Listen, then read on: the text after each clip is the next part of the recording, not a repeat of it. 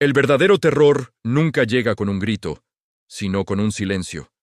Comienza en el instante en que la familiaridad se rompe y te das cuenta de que no estás solo, sino atrapado en la intimidad de tu propio miedo. La siguiente historia te sumerge en esa soledad, donde la oscuridad no es la ausencia de luz, sino una presencia hambrienta. Mi madre siempre cerraba con llave la puerta del cuarto del fondo. No era un sótano, ni un lugar escondido. Estaba ahí, al final del pasillo, con su madera hinchada y la manija oxidada. La única diferencia entre esa puerta y las demás era cómo mi madre palidecía si alguien se acercaba. «No abras eso, por favor», decía con voz trémula. Nunca lo prohibía con violencia, pero había algo en sus ojos. Un miedo seco, antiguo. Yo tenía 8 años cuando empecé a escuchar ruidos por las noches. Golpes secos, chirridos como uñas, arrastrándose por madera. Y un murmullo. No palabras, más bien un llanto contenido, ronco, como si alguien llorara detrás de una pared. Le pregunté a mi madre. Lloró. Me abrazó como si yo ya estuviera muerto. No es real, es tu imaginación. Pero sus manos temblaban. Una madrugada me despertó el sonido de la llave girando. Me levanté y salí al pasillo. La puerta del fondo estaba entreabierta, y mi madre, dentro. Solo vi su espalda encorvada, un bulto en el suelo y un olor. Dios, ese olor. No me atreví a mirar más. Volví a la cama, sin hacer ruido. Al día siguiente, mi madre fingió que nada había pasado, pero había sangre en sus uñas. La puerta volvió a cerrarse, con llave. Pasaron años. Mi madre enfermó. Alzheimer, dijeron.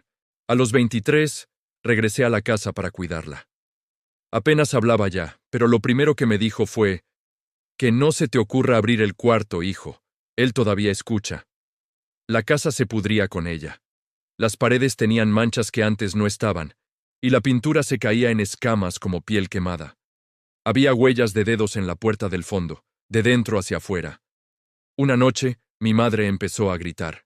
Corrí a su cuarto y ella estaba con los ojos abiertos como platos, clavando las uñas en la almohada. «Él está enojado. No debiste volver. Tú lo dejaste allí también».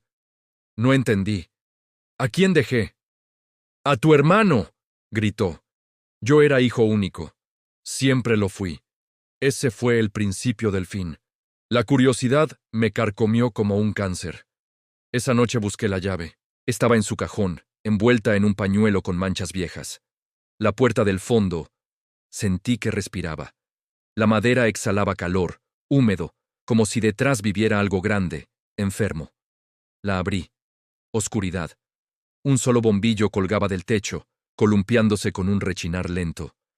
En el suelo, manchas secas, casi negras. Y una cuna.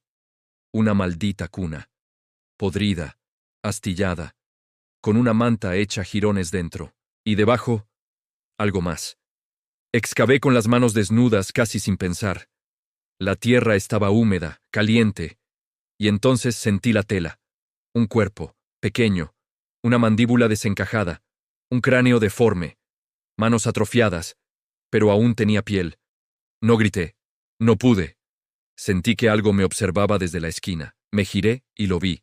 Era yo, pero más pequeño, más hinchado, la cabeza ladeada, ojos blancos. No era un fantasma.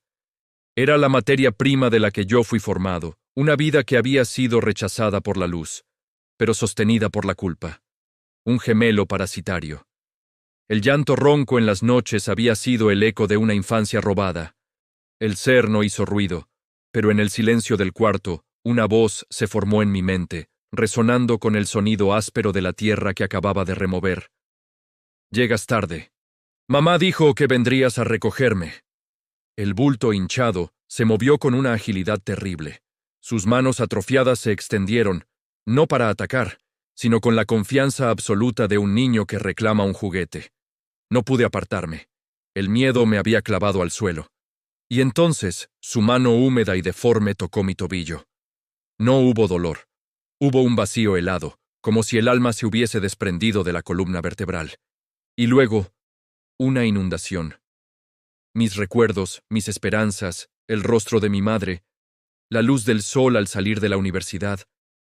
Todo se vertió de mi cabeza a la suya, como agua de un vaso a otro. Pero a cambio, mi mente se llenó de tierra, humedad y hambre. Cuando la sensación se detuvo, el yo grande estaba de pie, mirando al yo pequeño en el suelo, ahora con una sonrisa pequeña y satisfecha. Me miré las manos. Eran pequeñas, hinchadas, y tenían el color enfermizo de la raíz que se ha pasado años bajo tierra.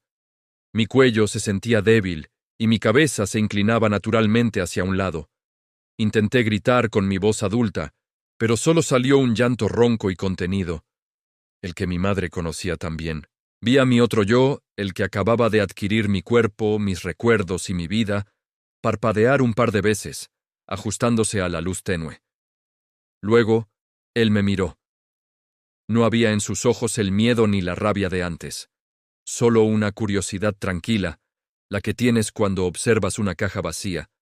Gracias, hermano, dijo con mi voz.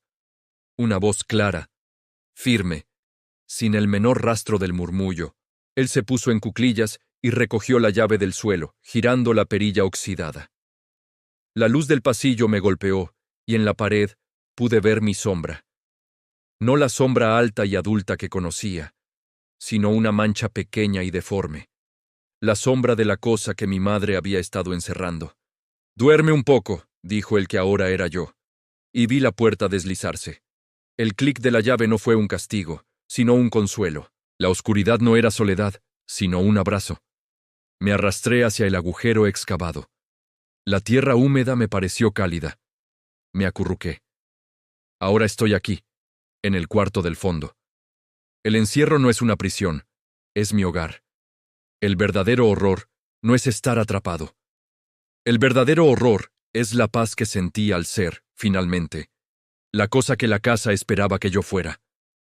A veces, por las noches, escucho pasos en el pasillo. Es mi madre. Viene a alimentarme con el mismo miedo seco y antiguo que me infundía de niño. Y escucho la voz de mi hermano, el que me reemplazó, gritándole desde el otro lado de la puerta. «Déjalo, mamá. Él está feliz ahí, está donde pertenece». Y él tiene razón. Gracias por escuchar esta historia. Si tienen alguna anécdota personal o un miedo profundo que quieran compartir, déjenlo en los comentarios. Si les gustó el relato y quieren más historias de terror y suspenso, no olviden suscribirse a mi canal, dejar su like y compartir este contenido con alguien que disfrute de un buen escalofrío. Hasta la próxima.